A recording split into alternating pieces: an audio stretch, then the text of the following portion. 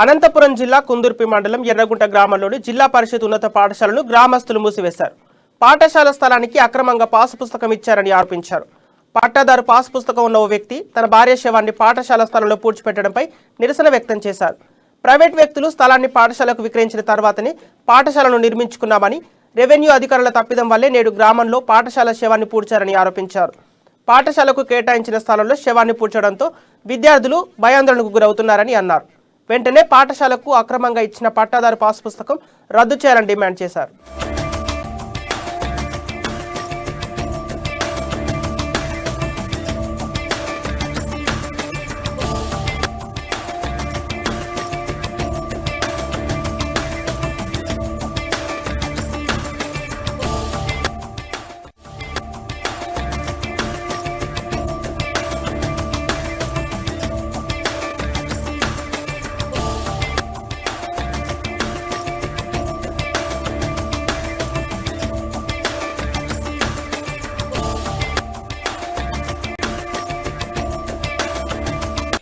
పదో తరగతి వరకు జరుగుతుంది.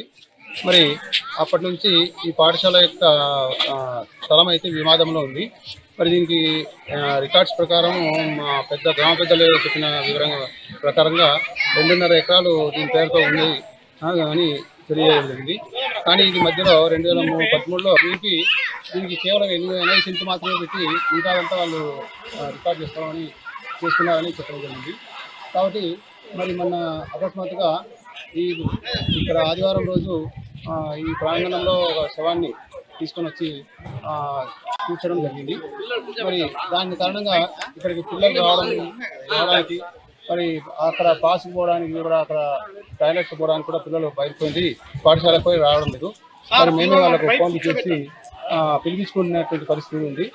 మరి అందులో ఈ సమస్య తెగే వరకు మరి గ్రామస్తులు కూడా పాఠశాల మూసేసేయండి, తర్వాత అధికారులు స్పందించి దీన్ని పరిష్కరించే వరకు పాఠశాల తీయద్దని చెప్తున్నారు. మరి వంట కూడా చేయించుకున్నారు. కొని ఇక్కడ హై స్కూల్ మంజూరు చేసుకొని 2003లో బిల్డింగ్లోని కట్టుకున్నారు.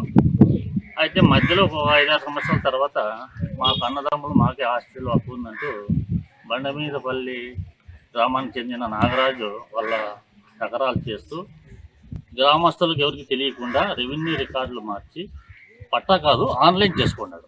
పట్టానే మిగిలేదు అతనికి. అక్రమంగా ఆన్లైన్ చేసుకుని ఈ స్థలాన్ని కేటాయించినట్టు 2.5 ఎకరాల్లోనే 1.86 సెంట్లు వాళ్ళ ఆయన పేరు మీద ఆన్లైన్ పొందినాడు.